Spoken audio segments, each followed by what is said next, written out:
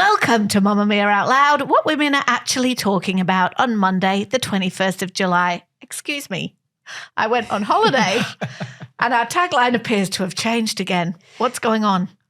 Well, I was bored of the old one, and also sometimes people got upset because if we talked about something that they weren't talking about, they tried to say that they weren't talking about it. And look, I just think so I tried to make Vagenda happen, but that was like fetch. No. I couldn't make it happen. No one liked it except me. I think what women are talking about is the truest to out loud. I was saying before, I feel like we came into work with a loud hat on. We tried to see if it suited us and if people gave us compliments. Neither of those things happened, and now we're coming back to work the next day without the hat and we're not saying anything. We tried to say where women come to debrief, but that just sounded a bit defeatist. It sounded passive, and we're nothing if not inconsistent. Yeah. Well, look, I'm Holly Wainwright. I'm Have you back missed from my us? holidays, and I think we're thinking about ourselves a little too much. That's what I think. That'll be a theme. True. I'm Mia Friedman. And I'm Jessie Stevens. And here is what is on our agenda for today.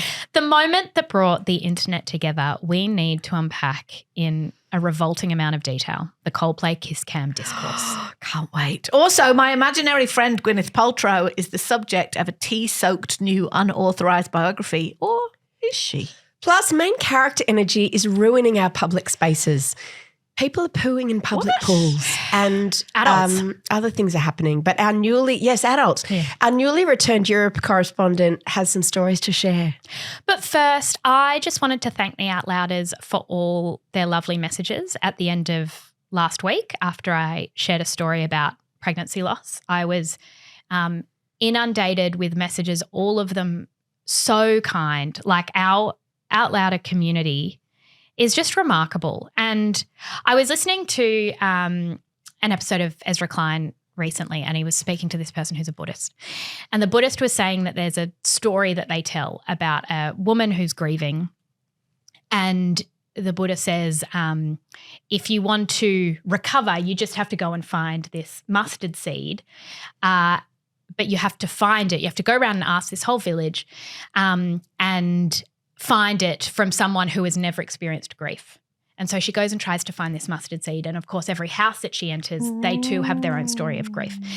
And why that story is so powerful is because it's in that connection and realizing that whatever pain you're in right now is being experienced by people all of the time. There is something, I think when we get stuck in pain, it's because we think no one else is feeling how we feel. Yeah. And I actually found it's the loneliness of it. Yeah. And I don't feel lonely. And there were people that I know who said to me, I had a miscarriage on the same day. Like that's how common it is. But having people put words around it was just so comforting. So thank you to the Out Louders. And I also have a confession to add to that, which is if you saw me with shopping bags over the weekend.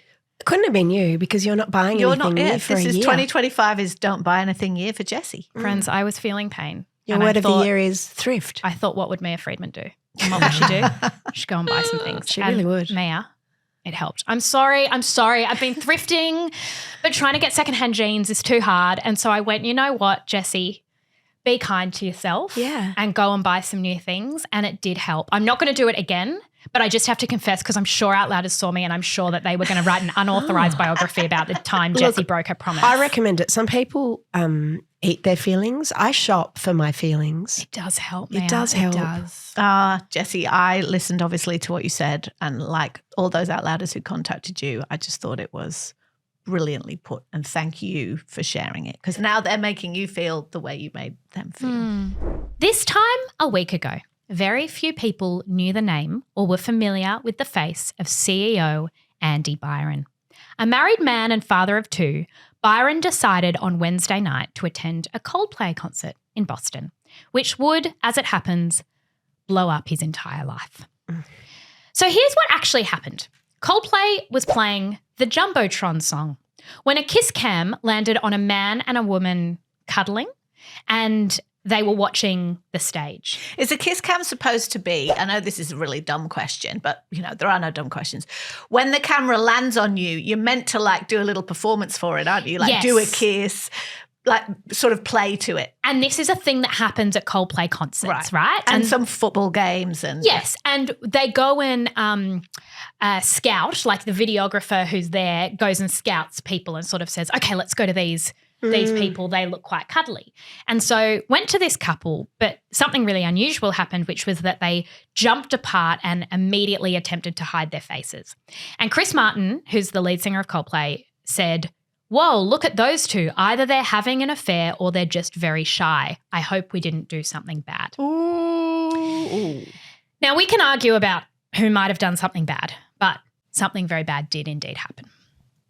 A 28-year-old named Grace Springer filmed that moment and then she uploaded it to social media. And by the following day, the pair had been identified. Why did she do that out of interest? Like, she actually... Because she's done interviews. Everybody involved with this has made content. She said that she saw it and went, oh, something tense has happened here. I'm not quite sure what it is. I'll upload it and let the internet figure it out, because she thought if either of those partners are watching, like they have the right to know. So she thought she was doing God's work. She thought she was helping. I think she showed it to her friends and her friends all went, oh my God, you've got to upload that. It. And it's going to go viral. Viewed more than 100 million times. Holy shit. I want to ask, before we go any further, tell me what your initial reaction was when you saw this video at the end of last week, Mia. I thought, this is incredible. Oh my God. And I sort of laughed a little bit. Yeah. But then I guess because we work in the media and we're very familiar with, public shaming and virality, I felt a bit sick from the beginning. Yeah, right. Because I get very caught up in how people's lives can change in an instant. Lee Sales' book, Any Ordinary Day, where she talks to people who've suffered tragedies, usually like accidents or the loss of a loved one very suddenly. And I know this isn't that, but that sense of, even when you were just saying that, they woke up and they went, and it turns out they were having an affair, but they went, let's go to this Coldplay concert. And you just watch, you think about them, every step they took and every single decision that got to that point, and then oblivion. Yeah. Holly, how about you? How did you respond when you first saw it? Well, I just thought it was really juicy. Like I was immediately like, what an idiot. Those were my first thoughts. It's like, and I don't know why, but of course I thought he was an idiot rather than her. That's my own personal prejudice. I thought, what an absolute idiot. And then I went, ha, ha, ha. And then, of course, I didn't necessarily keep thinking that. I agree that I thought it was very funny and immediately wanted to send it to people, because I was like, I think as well there was this moment of like, doesn't everyone know a CEO or a CEO coded person who has or is currently cheating on their wife and appears to experience no repercussions as a result? And also that and we didn't know this when we very first saw it, but when it became apparent the story of who they were, a lot of people cheat with people at work. Like that is a place that it happens a lot.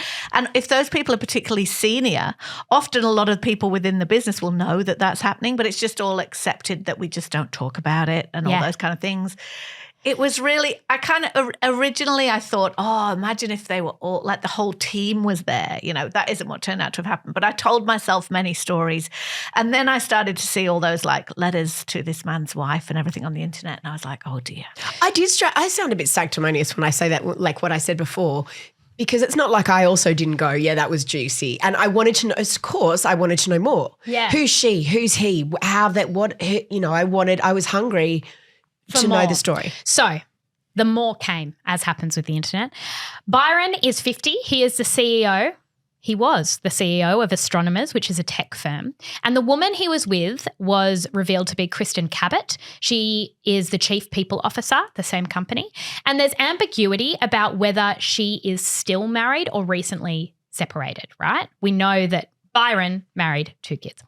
By Friday, both Byron and Cabot had been put on leave by their company, and by Saturday, Byron had resigned as CEO. She also has 2 kids, right?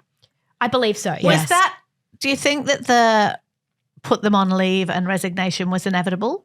Is that how it would play in a corporate sense, do you think, Mia, always? Yeah, well, before that, there was the statement that he allegedly made, which everybody shared and lots of people reacted to. So what's interesting is that this was one of the first viral moments in the age of AI. And so what happened was an influx of things where everyone sat there going, is this real? Even I think the kiss cam footage, it was sort of like, is this real? Yeah. So there was fake statements. Like, is it a bit? Yeah, fake tweets. And this isn't AI related, but I was on TikTok watching his daughter post these TikToks that said reconnecting with life after your dad's affair makes national news. I went deep on her. Turns out that was not his daughter. He doesn't have a daughter. He doesn't have a daughter. So there was a Coldplay tweet that read, starting with our next show, we're introducing camera-free audience sections for people and their side pieces. Fake. Funny, but then the fake. statement from Andy Byron, I believe that there were multiple ones, but there was one you might have seen where he expressed how troubling it was that a private moment became public without his consent. And the reason that I thought that was interesting is because that spoke to, we often talk about the second idea or the third idea, which is everybody reacts in one way, but then what's the bigger issue, right? If you zoom out. And I think that the reason that there's so many people were fooled by that statement, the only time I got a bit sus is when he quoted a Coldplay lyric at the end. That was how it ended. But before that, I was on board because it followed the template of public statements, public apologies, because we know that in a vacuum, people will make stuff up, right? So you've got to, the first rule of crisis PR is that you've got to try and take control of the situation to try and cauterize the wound. And what he said about a private situation became public that way and taking time to think and feel, learn and reflect, all of that was like tick, tick, tick, tick. But then it was fake. It also reminded us, I think, of how if any of us were to go viral in an hour, what can be found from LinkedIn profiles, from the dig online, what they were able to find, all of his family, his wife had to, go super private in order to not have their details shared. She took down her surname from her profile. Then she deleted family photos because it's true, the first place that, we've got our journalistic hats on, the first place, this is the biggest story in the world, the first place you go is what's on Instagram. Yep. Because that's publicly usable, right? But how ridiculous. This is the biggest story in the world. Yeah. And we'll get to why that was. Middle-aged, executives cheating at a Coldplay concert. Really? Why do you think? Because as an example of that, Jessie, I was on Reddit yesterday and I was doing a search because you're right, by last night it became really confusing about what was real and what wasn't real. And I follow lots of different threads on Reddit, and what was interesting about why this was such a huge story is that the tech threads were about it, the work threads were about it, the gossip threads were about it, the news threads were about it. It's sort of the Venn diagram of all the different places it touched. The reason that happened, I reckon, is because the internet is so divided and so contemptuous, and we are constantly at each other, probably in the last few years more than ever before. And for the last 4 days, the internet has had a common enemy. We have all been united. And even the memes But I and don't the know fun, if that's true. Do you think we have a common enemy? I don't see well, these everyone people almost as my looked at it. enemy. It was like everyone's laugh immediately was like sucked in to those, sucked in, you're having an affair, and isn't that karma? Like real Schadenfreude. Yeah, yes, exactly. For women whose husbands have cheated on them and they have found out, been humiliated, there's no question that he in particular was an instant villain.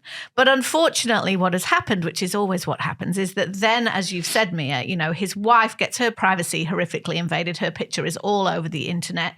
Here are 5 things you didn't know about the CEO's wife, and then the woman in question also, obviously, 25 things you didn't know about her. And before you know it, the shit really is smeared everywhere, all over everybody involved. So if it started with an almost like, oh, this is quite satisfying watching this powerful man being sort of humiliated, that isn't really what happened. And the dig then happened. But we should say by the time we're recording this on Monday morning, he has made no statement yet. But his salary has since been revealed as being in the ballpark of about $1 million Australian dollars a year, and a LinkedIn But post. why is that relevant? Well, I think that adds to the idea that this is an entitled. Yeah, 100%. Yeah. I think if he was a teacher and she was a nurse, this story is not as good. Yeah. No question. Because It's then not there's as good. also this thing of like, what are, like, if he's having an affair with someone at work, what are the power dynamics there? That's interesting. Then a post on LinkedIn by the editor-in-chief of Forbes Australia was about how there's barely any gender diversity. It looks like she might be the only one kind of in the higher In the leadership in team. the leadership team that's a female. Don't you think it's become, I mean, in the age of the hot take, where everybody needs to have a hot take to get engagement, to get traffic. I mean, look, we're talking about it today, right? But everybody's then projecting their lens onto it. So is it about diversity in the leadership team? Is it about the cheated wife? Is it about public spaces and what's private? Is it about AI? Now all the pieces are coming out about AI. Yeah. And what's so hard, you know, that thing about lies make their way around the world 3 times before the truth can do up its shoes. We were talking in our Slack channel last night, and a lot of us were at very different parts of the story. Like some of us really believed that the other woman in the video was their head of HR and that she'd recently been promoted, and other people knew that that wasn't true. And then some of us thought, oh, but his daughter's on TikTok, and others knew that it wasn't true. So most people got little bits of the story. And I think most people are just at the memes, right? Like most people are just consuming this as a series of funny memes, and Going, they look see at these idiots. Here's this kind of ideologue that represents the master of the universe, a particular type of man, as we said, which maybe he is that, but also maybe he isn't. Yeah, exactly. He's just a and person. Facing the wrath of the potentially tens of millions of women who have either experienced this or seen it happen, who then have somewhere to project their fury and their anger at the dishonesty of some men, that irks me. Like I'm starting to feel a bit sick about this whole thing. And then I saw Grace Springer, the woman who shared the video, right? And she's been interviewed and everything. Her most recent, or one of her most recent Instagram stories was, you're so welcome for today's entertainment. Want to show your gratitude? Help me, who is just a girl, pay off $80,000 in student loans. And now she's got a link and you can go and help her pay off her student loans. So everyone who can is capitalizing off this viral moment. And it's just our desperate need for distraction, right? Like we can. The world is a scary place. We could spend 48 hours obsessing over this story and making celebrities out of all of the people in it for 5 minutes. And no one will remember this in 24 hours. And those people's lives are ruined. Now, Forever. Is it their fault or not? Who knows? I mean, is it their fault or not is a bit of a matter of opinion.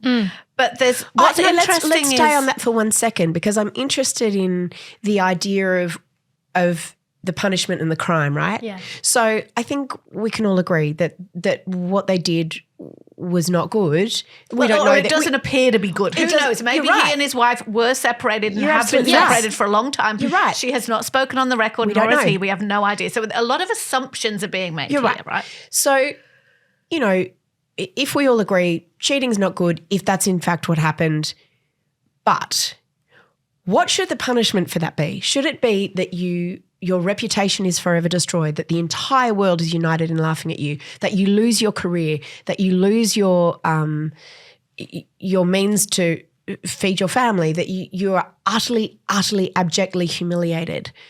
Is that totally fair? Like that to disproportionate. me? Yeah. Because the affair, whether the affair goes against company policy is even a question, right? Because it's like if that had just been discovered, would that have been an issue or a conflict of interest?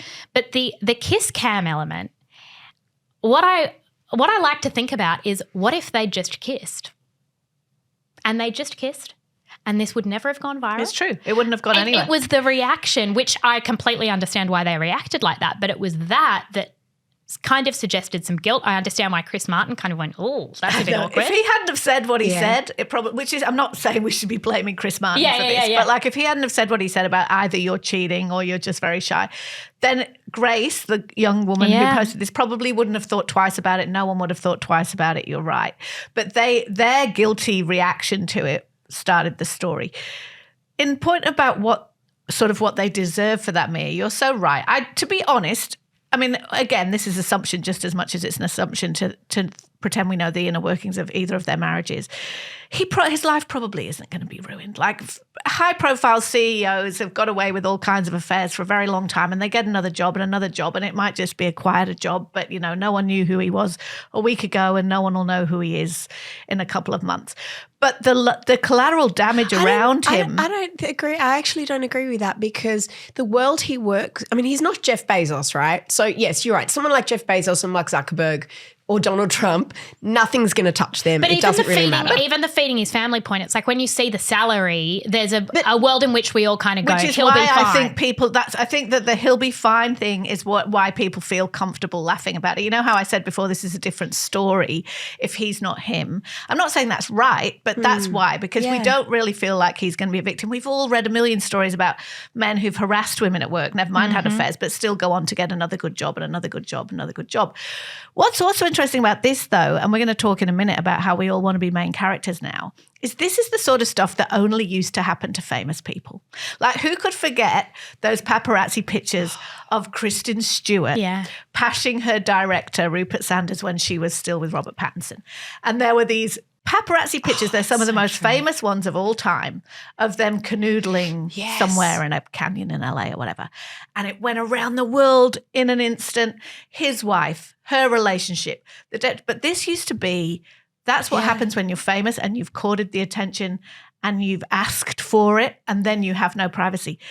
Now, because the internet can turn any of us into a celebrity, a memeable celebrity within 3 minutes, all of us have that level of scrutiny around the corner. And we're treating each other like interactive reality shows.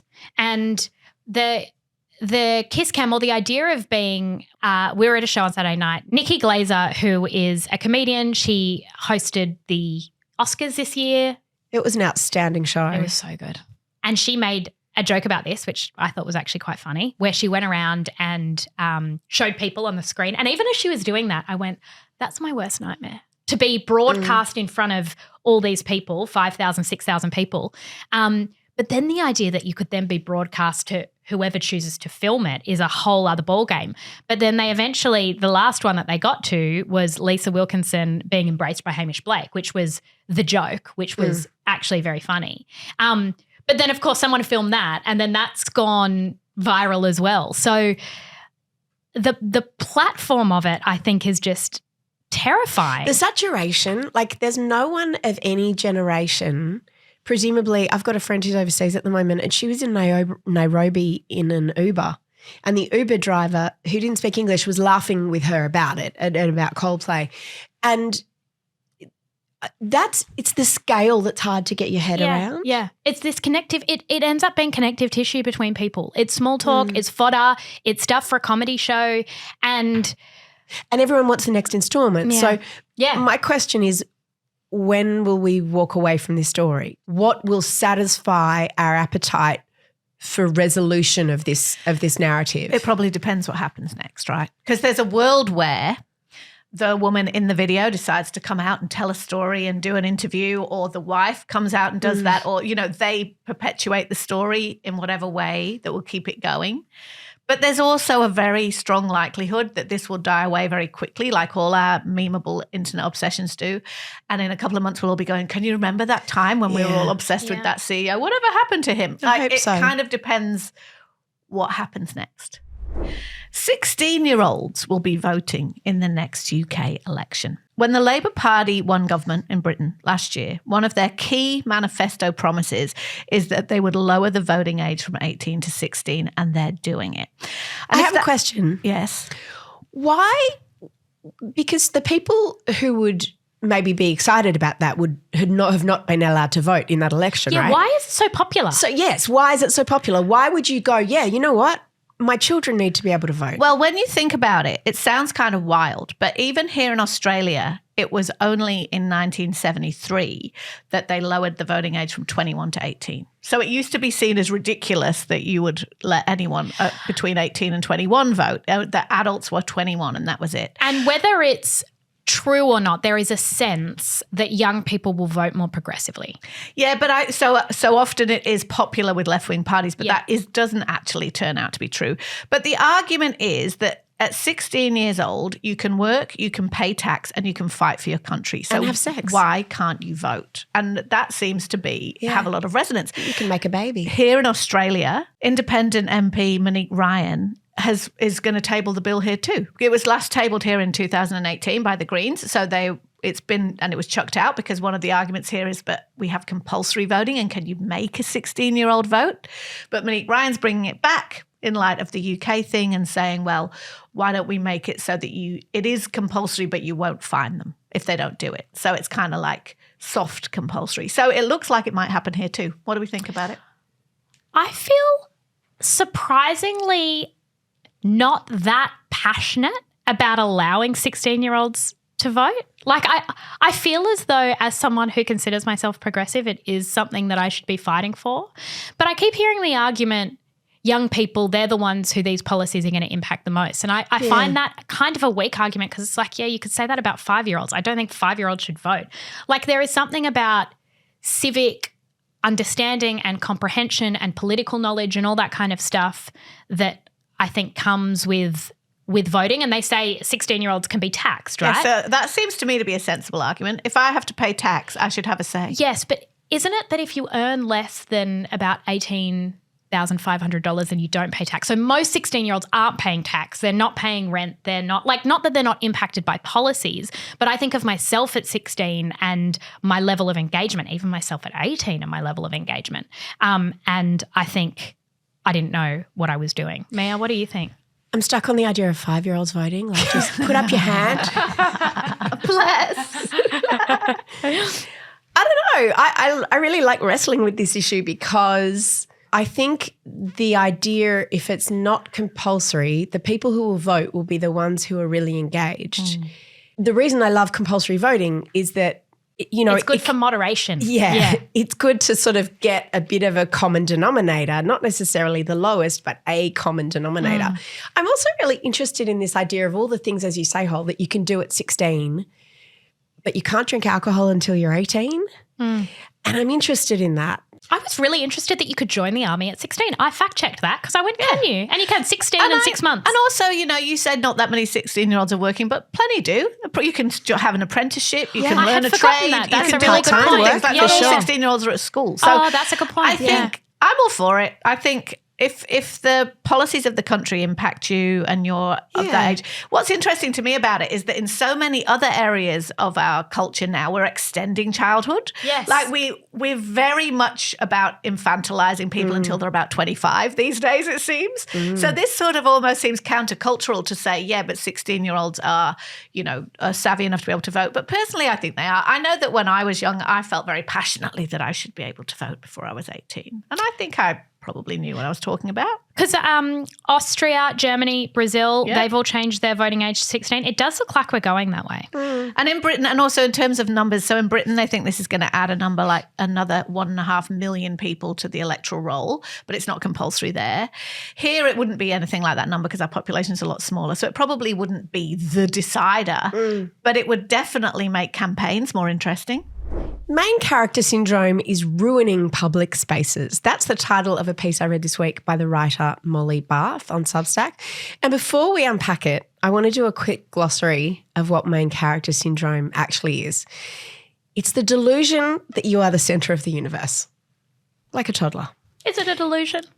Well, you're right, actually, because we all are literally the centre of our own universe. Yeah. But it's one thing to feel it or know it, and another to sort behave. Of act as if everybody else in the world is a NPC, a non-playing character in the story of your life.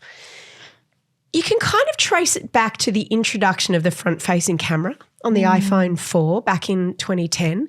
That was kind of ground zero or the cultural tipping point because that's when the world stopped being something that you looked at and started being something that looked back at you as the main character with you in the middle of it, right?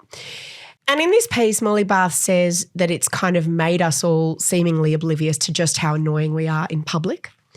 So she says it starts from a good place, you know, this idea of main character syndrome. It's a sort of self-empowerment. It's like, here are my boundaries and I'm going to put myself first. I'm not going to be a martyr.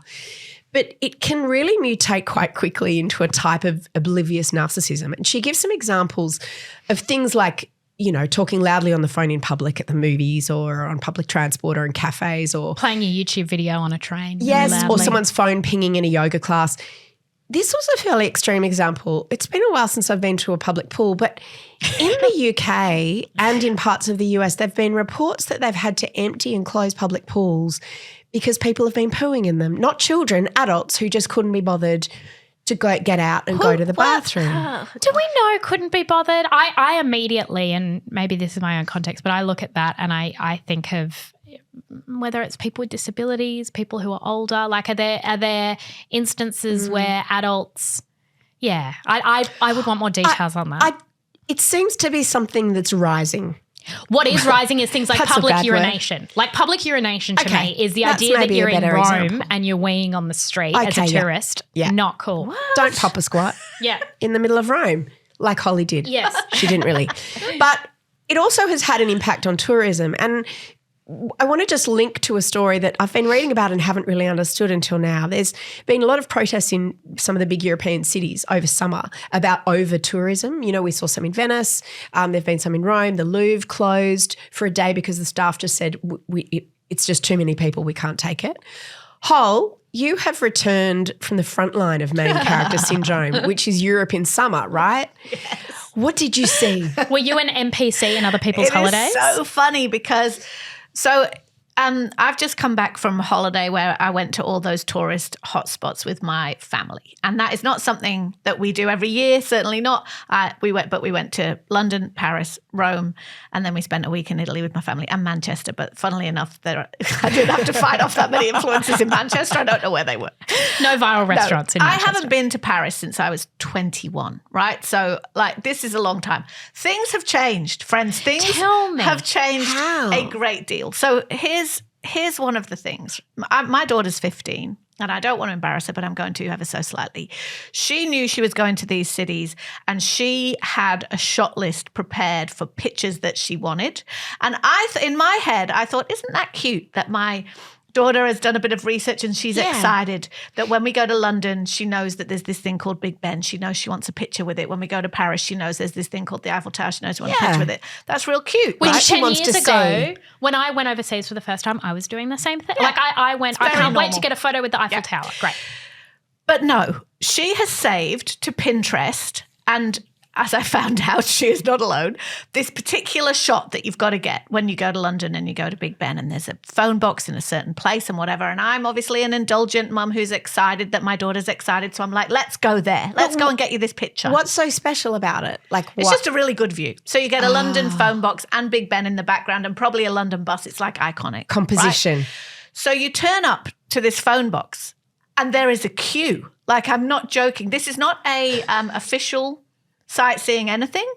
There is a queue 20 minutes long of other people, mostly young people, mostly female, older than 15, but like who are all also taking this particular picture in this particular place. You go to Paris and the amount of time you have to wait for, again, mostly young women, to get the shot that they want in front of the tower at this particular time in this particular place, looking this particular way, head down, maybe looking away, maybe looking off to the side. That's then so the queue and the one in London, the poor internet boyfriends, and I'm just going to generalize, but it's true, of like the girls posing for the picture and then taking the phone back, going through them. No, not that one. Let's do it again. Like reshooting everybody doing these content creator shots.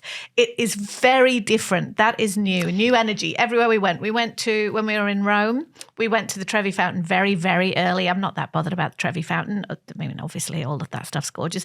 There were women at 6 a.m. who looked like they had been in full glam for an hour, and they were there in like evening dresses with heels and hair to get this iconic photo. to get these shots. And it made me really I know I sound like I'm being a grumpy old woman about it. I just found it so interesting because it is so different. It's true that we've always taken pictures of things, and we've always taken pictures of ourselves in places that we've always wanted to go, and it's like a prove I was there, look back at it and remember that I was really there, because the fleeting nature of travel is, you're back home and you're in your office job and you're like, was I ever even at the Eiffel Tower? And you can look at these pictures. But it's a very specific, I'm going to use the word I always say wrong, aesthetic.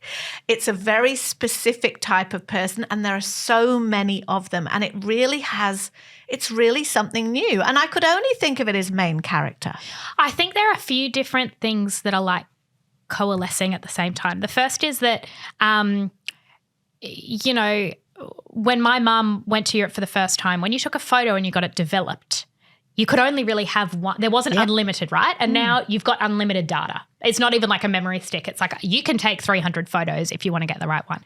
The second is video, is that often from what, as a consumer who is seeing a lot of people in Europe, I'm seeing people in ball gowns doing almost runway walks in front of the Trevi. It's like a fashion show, right? It's like a fashion show. A fashion shoot, yeah. And I always think, imagine how that felt to film. I'd be so, because everyone would be watching you. Yeah, what do you do in your ball and you're gown holding everybody at 10 up. past 6? Yeah. No offense to them, but they are holding everybody up because they're hogging that spot and that view while they do their 14 takes. So back to the idea of everybody's main character, and whether it's irritating that the phone's pinging in the yoga studio or the whatever, is that your bespoke photo shoot at one of whatever place you're at, everybody else is waiting. And it is changing cities in a way that I can understand. Is you go to places that are very Instagram famous. There's a particular market in London that has this strawberry stand. It's just chocolate-covered strawberries, right? But it is so viral, that place, that it has changed the entire nature of this market. It, on a Tuesday lunchtime, wasn't even school holidays, it is so mobbed you can't get near it. All the stalls around it are getting no custom. Because the queues are like zigzag backwards on each other, and they've got a system in place, and it's all for the gram. And there used to be Lonely Planet or whatever, and it's saying, oh, this cafe's good or whatever. But the idea that, as we were saying before, overnight you can go from being a little known cafe to being entirely viral. And that's not just happening to the little bakery. It can happen to certain spots. There's always a new spot that's blowing up in terms of interest. And the other thing that they talk about with over-tourism, because this was a discussion before COVID, and it's the internet's made it really easy to book things, and the cost of air travel means being lower than it was a few generations ago means it's more accessible, and you've got more and more people going. And then having this sense of entitlement, which begins on the plane. So a lot of it's like I get on the plane and I go, this is my holiday, and this country exists for me, and this air hostess exists for me, and nothing will ruin my holiday. And so even the behaviour on planes we're has all the main changed. character of our own holidays. Yes. But it's almost like locations have become famous. I mean, I know that sounds funny because we've always had famous places like the Harbour Bridge or Big Ben or the Empire State Building. But it's more than that now, because like the strawberry stand, it's no longer enough to go and take a picture of that. It's so funny, the different generations and what they film, because I've got a number of friends in Gen Xers who are in Europe at the moment, and the photos they take are still old school. Here's some strawberries, or here's my dinner, or here's a view, or here's a sunset, or here's an interesting thing I can see. So they're still looking out at the world. And I don't mean to say that we're better than the people who are looking back at themselves, but the people looking back at themselves, there's the currency is that they were there, needing to insert themselves in there. Because what you say about your daughter Hole, she's not an influencer. She's not a content creator. Followers. She's just a normie. So it's not just the people who are monetizing this content. No. It's the idea that almost like when you go to Disneyland, you want the photo in front of the Disney castle because you've seen that and it's iconic. And it's like, look, I'm inside this iconic thing. It's also that basically the way that, our social media platforms have done the art direction for us, right? So they're like, if you stand in this place and you look a certain way at this certain time, you'll get this amazing shot that used to be just the sort of privilege of a certain kind of person who had an eye for that. So in some ways it's democratizing. But the other thing is that our FOMO, I think, has just reached new levels with it. When you walk around a city like London or Paris, and this did actually happen in Manchester too, you'll suddenly see a big queue for something. And immediately, human nature, what are they queuing for? What do they know that I don't know? I should join that queue. I should join that queue. Yeah. And in Paris, you'd walk past and it would be a particular patisserie. There'd be 4 other bakeries on the street, but this particular one has this cake that is particularly Instagrammable. So the queue is out the door. You can join a virtual wait list for it. You can do all these things. And so everywhere we'd go, there'd be a queue and we'd all be like, what are they queuing for? What are they queuing for? And then horrifyingly, and on the last day we were there, we were walking around in the evening and we'd been, as I say, seeing these queues for days and kind of, what's that about? That must be something viral. That must be something exciting. And then we saw this queue outside this place on a side street in Paris and we were like, what's that? And we realized this was a literal queue for a soup kitchen, like a queue for people who are hungry trying to get themselves fed, next to the tourists in their long line trying to get their picture of their cake. I'm not saying that with any like moral judgment. They're like, I would never, like, I totally was buying the macarons that looked really pretty. But it's kind of really interesting how it's messed with our heads, I think, in lots of ways. The irony is that the beauty of travel is the opposite of the main character syndrome, is that you often feel anonymous. You feel like no one knows you. You feel like on the main stage is the culture and the people and you're like this viewer rather than this person who the world, it makes you feel small. That's what travel, that's the beauty of it. But to go with this sense of, and we're not just saying this. There's all this research and all of these countries that have come out and said people are etching their names on the Colosseum. Like all these countries have come out from Amsterdam to Kyoto. They literally have new codes of conduct. Some countries are getting people to sign it when they get there to go, this is how you have to behave in our country because we're having all of these issues with tourists, that there is this entitlement.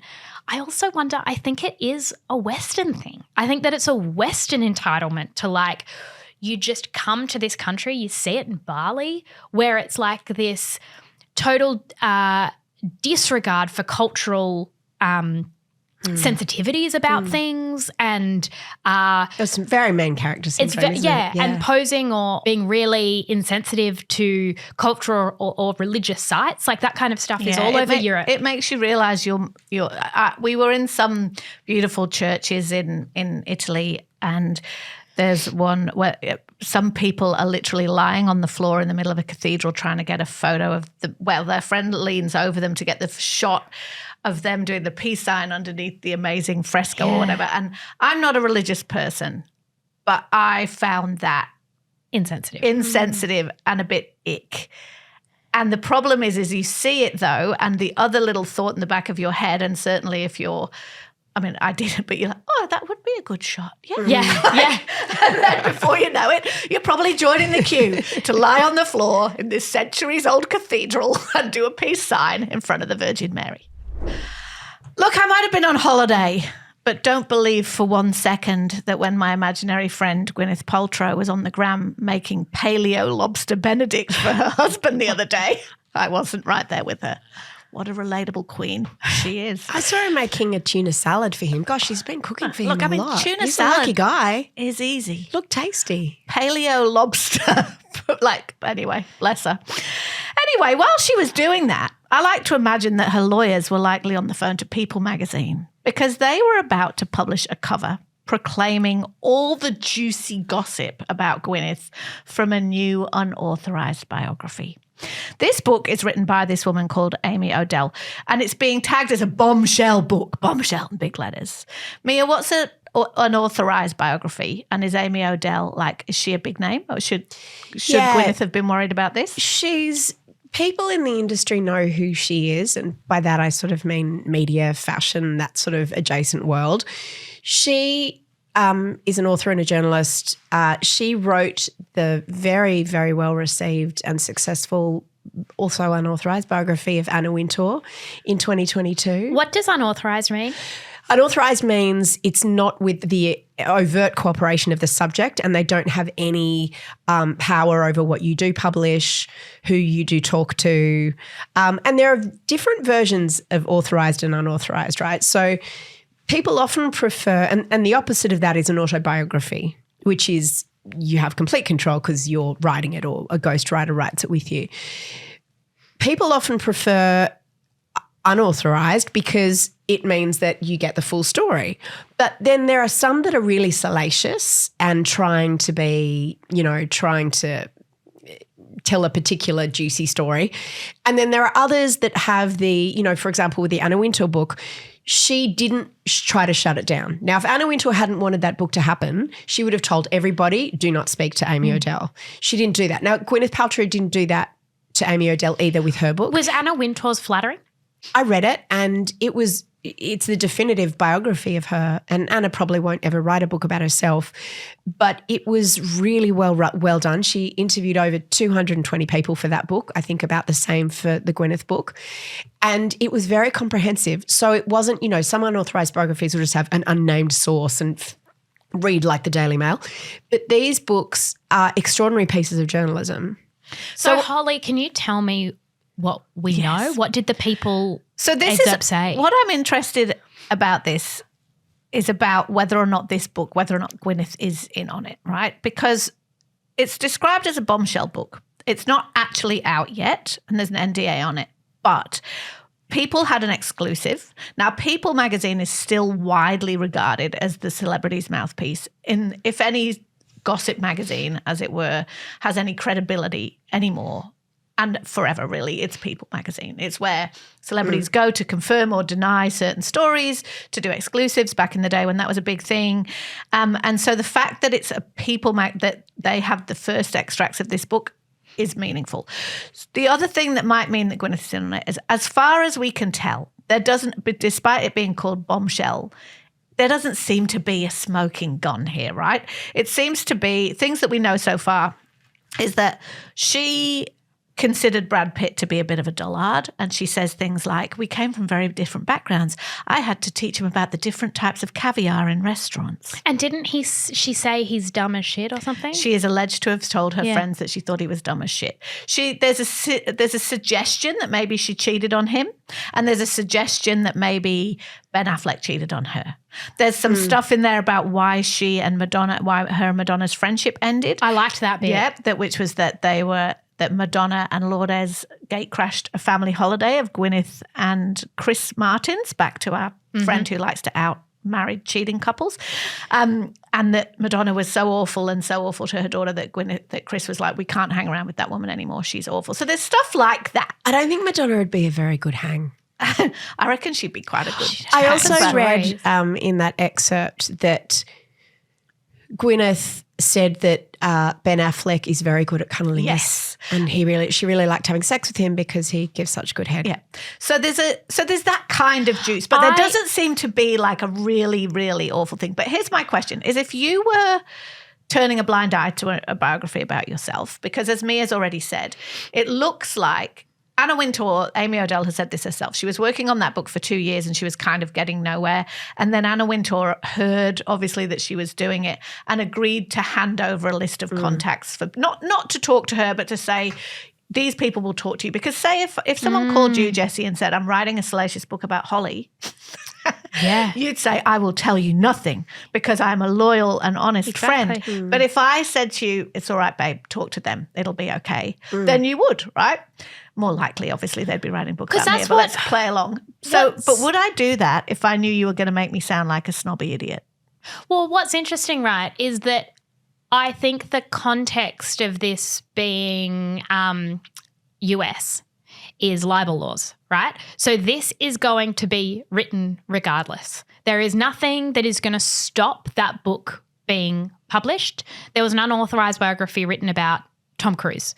And it's different in Australia. Even that Tom Cruise biography wasn't published here for a long while because we have very, very strict defamation laws. So for Gwyneth, it's like she can kind of say, like Amy Odell can kind of say what she wants. So you would want some kind of involvement. Mia, do you think there's a world in which they go, an Anna Wintour or a Gwyneth Paltrow goes, okay, I'm going to give you access to some of my people. So some of the only really named source I've seen much in this, because a lot of it's dug up from old interviews, but is Kevin Aucoin, who's the famous celebrity makeup artist who has that mascara that everybody wants. Yeah, but he's dead.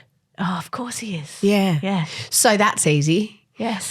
He could give permission. I think what's interesting, these books are important in that important cultural figures, and, she is certainly, you can't argue that she has had an impact on our culture, from Goop to Conscious Uncoupling to Shakespeare in Love. She's certainly got a footprint on our culture.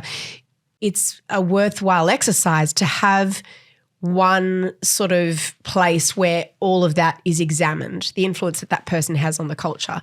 Now, there are examples where, like an unauthorized biography, Andrew Morton and Princess Diana, right? We found out after she died that she actually was the source of that, and she was literally sending him notes.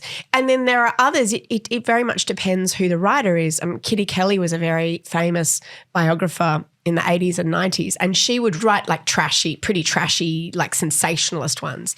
I think when a respected journalist wants to write a biography of you, first of all, it's a way to slightly control it, because they are a decent journalist who have got a lot of connections in the industry, who aren't going to want to make enemies of you or of everybody else.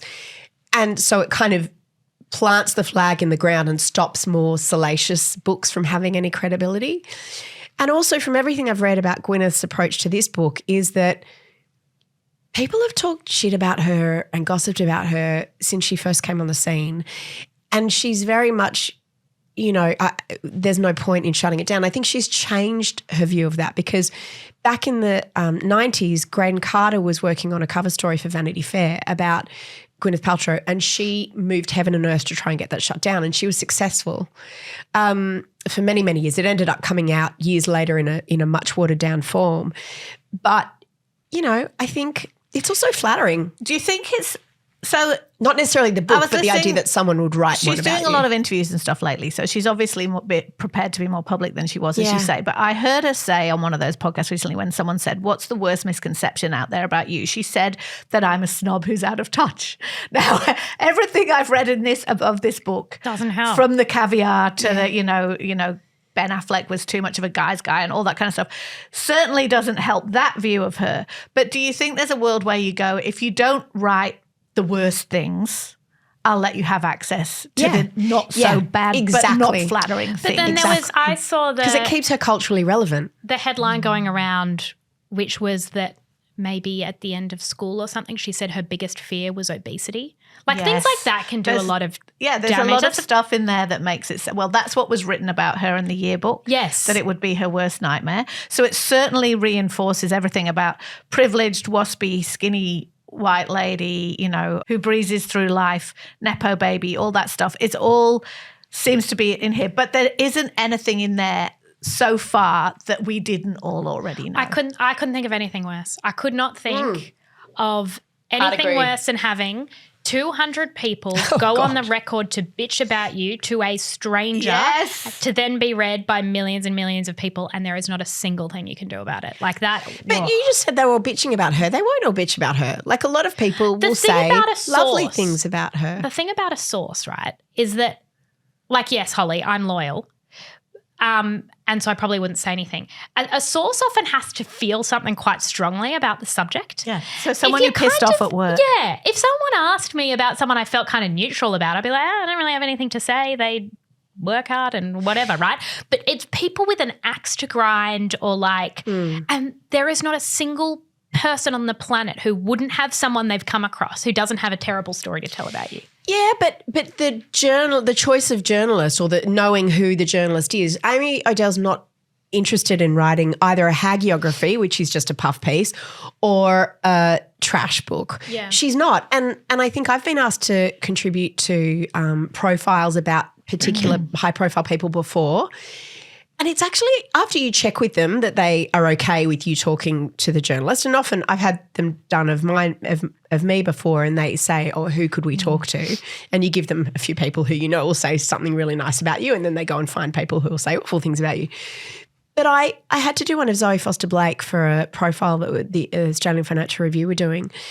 And I really enjoyed the process of thinking what I wanted to say about her, like what I could offer to a profile that would give the reader some insight into her. Because obviously you don't just say, oh, she's really great and she's cool.